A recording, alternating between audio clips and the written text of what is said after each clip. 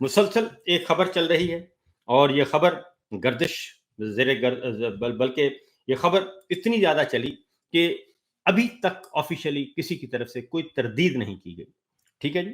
Officially کسی کی طرف سے تردید نہیں کی. وہ تھا کہ فیلڈ مارشل جو ہیں وہ بننا چاہتے ہیں، ایوان صدر میں جانا چاہتے ہیں، زرداری صاحب کی جگہ لینا چاہتے ہیں، زرداری صاحب کو وہاں سے رخصت کرنا چاہتے ہیں، اور بنیادی مقصد ہے کہ اگلا جو وزٹ کریں وہ بطور صدر ان کے ایک اور کیپ ہونی چاہیے، ان کے پاس ایک اور عہدہ ہونا چاہیے، اور وہ ہے صدر مملکت کا. اور یہ کوئی نئی بات نہیں ہے، کیونکہ جب بھی کوئی ڈکٹیٹر پاکستان پہ قابض ہوا تو ہر ڈکٹیٹر نے یہ کام کیا. یحییٰ خان صاحب، سوری، یحییٰ خان کو پھر میں صاحب کہہ دیا، اللہ تعالیٰ ان پہ لعنت بھیجے.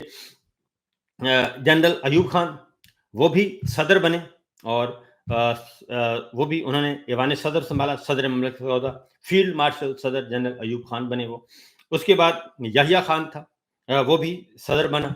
اور اس کے بعد پھر کیونکہ جنرل ایوب خان جو ہیں وہ سارا کچھ یحییٰ خان کے حوالے کر کے چلے گئے، اور یہ ان کا گناہ جو ہے وہ ساری عمر ان کا معاف نہیں ہوگا کہ ایک ایسے لانتی شخص کے حوالے وہ ملک چلے گئے جس کے بارے میں وہ جانتے تھے.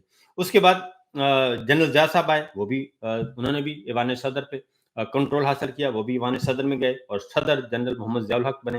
اور پھر جنرل مشرف صاحب، انہوں نے رفیق تارڑ صاحب کو گاڑی میں بٹھایا اور کہا جی جناب چلتے بنے، اور اس کے بعد وہ بھی صدر بن گئے. اور یہ تو ہم نے اپنی آنکھوں سے دیکھا رفیق تارڑ صاحب کو، صدر مملکت کو، کہ انہیں استعفیٰ لینے کی کوشش کی گئی، انہوں نے استعفیٰ نہیں دیا، ان کو گاڑی میں بٹھایا گیا اور جھنڈا اتارا گیا اور انہیں لاہور بھیج دیا گیا، اور مشرف صاحب آ کے ایوان صدر میں بیٹھ گئے اور انہوں نے چارج لے لیا. تو یہ کوئی غیر معمولی بات نہیں ہے، یہ ہوتا رہا ہے. اور ابھی اگر اس نظام کو آگے لے کے جانا ہے تو اس نظام کو آگے لے جانے کا ایک ہی طریقہ ہے تاکہ سویلین ٹوپی بھی آ جائے. تو یہ خبر چل رہی تھی، اور ظاہر ہے خبریں آ رہی ہیں، دے رہے ہیں تردید، آپس میں ہی تردیدیں چل رہی ہیں ذرائع سے حوالے سے.